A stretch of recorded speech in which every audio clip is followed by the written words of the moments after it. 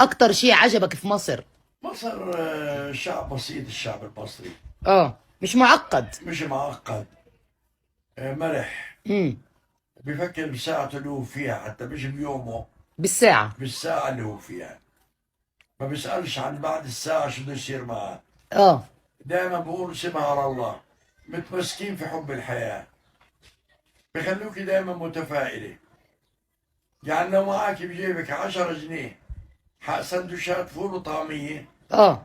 كأنك حاملة 1000 دينار وقاعدة في عمان تستني الكباب والمشاوي. بالله عليك. أقسم بالله، أنا دمي وبريق حياتي، يعني رونق حياتي بحسه موجود أول ما أوصل مطار القاهرة.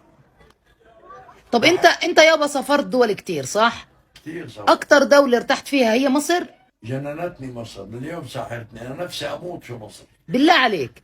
والله إذا لي نفس قبل ما أموت، النفس أنزل على مصر طب وأموت. في امريكا، لبنان، المغرب، وأنا رحت تونس؟ أمريكا، رحت هولندا، رحت ألمانيا، رحت فرنسا، رحت الشرقية روسيا، ورحت أوكرانيا، ورحت الدول العربية، العراق، السعودية، الكويت، قطر. ما خليت، ما لقيت حب لبلد زي ما حبيت مصر.